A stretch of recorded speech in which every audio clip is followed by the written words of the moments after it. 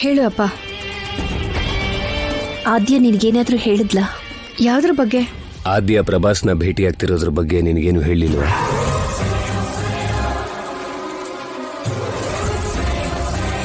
ಪ್ರಭಾಸ ನಂಗೇನು ಹೇಳಿಲ್ವಲ್ಲ, ಏನಾಯ್ತು? ಹೌದಮ್ಮ, ಪ್ರಭಾಸ್ ನಮ್ಮ ಮನೆಗೆ ಬಂದಿದ್ದಂತೆ. ಆದ್ಯ ಮತ್ತೆ ಪ್ರಭಾಸ್ ಐಸ್ ಕ್ರೀಮ್ ಪಾರ್ಲರ್ಗೆ ಹೋದ್ರಂತೆ. ಅವನ್ ಕರ್ದ ಅಂತ ಆದ್ಯ ಗೆಸ್ಟ್ ಹೌಸ್ ಕೂಡ ಹೋಗಿದ್ದಾಳೆ. ಆದ್ಯ ಅವನ ಜೊತೆ ತಪ್ಪು ಮಾಡ್ತಿದ್ದಾಳೆ ಅಂತ ನಿಮ್ಮತ್ತೆ ಮಾತಾಡ್ತಿದ್ದಾಳೆ. ಆದ್ರೆ ಆದ್ಯ ನಾನೇನ್ ತಪ್ಪು ಮಾಡಲಿಲ್ಲ, ಅವನನ್ನ ಭೇಟಿಯಾಗೋದಕ್ಕೆ ಒಂದು ಕಾರಣ ಇದೆ ಅಂತ ಹೇಳ್ತಿದ್ದಾಳೆ.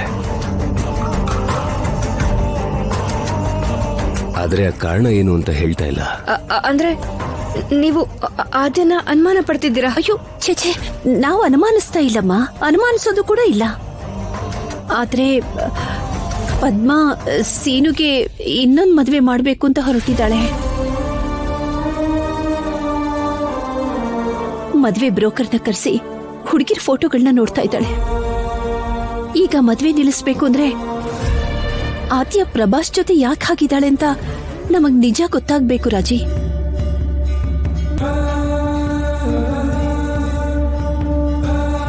ನೋಡಮ್ಮ, ನಾವ್ ಎಷ್ಟು ಕೇಳಿದ್ರು ಆದ್ಯ ಹೇಳ್ತಾ ಇಲ್ಲ. ಅವಳು ಏನೇ ಮುಚ್ಚಿಟ್ರು ಅದು ನಮ್ಮೆಲ್ಲರೂ ಒಳ್ಳೇದಕ್ಕೆ ಆಗಿರುತ್ತೆ. ನಿಮ್ಮಿಬ್ಬರ ಮಧ್ಯ ರಹಸ್ಯ ಇರಲ್ಲ ಅಂತ ನನ್ನ ನಂಬಿಕೆ.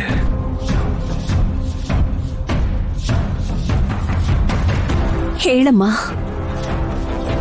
ಆದ್ಯ ಪ್ರಭಾಸನ ಯಾಕೆ ಕರೆಸಿದ್ಲು? ಅವರಿಬ್ರ ಮಧ್ಯೆ ಅಂಥದ್ದು ಏನ್ ನಡೀತಾ ಇದೆ?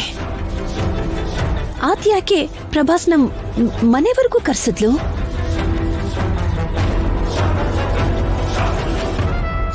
ಏನ್ ಮಾತಾಡ್ತಿದ್ದಾರೆ ಅಂತ ಕೇಳಿಸ್ತಾನೆ ಇಲ್ವಲ್ಲ, ಹೇಗ್ ಕೇಳಿಸ್ಕೊಳ್ಳೋದು?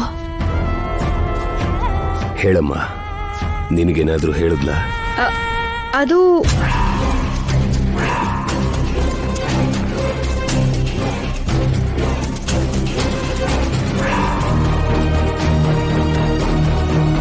ಇಲ್ಲ ಅಪ್ಪ, ನಂಗೇನು ಹೇಳಲಿಲ್ಲ. ಆದ್ಯ ಅವನನ್ನ ಭೇಟಿ ಮಾಡ್ತಿರೋ ವಿಷಯ ಊರ್ನವ್ರು ಗೊತ್ತಾದ್ರೆ ಏನ್ ಅನ್ಕೋತಾರಮ್ಮ ಎಲ್ರು? ಹೇಳಮ್ಮ.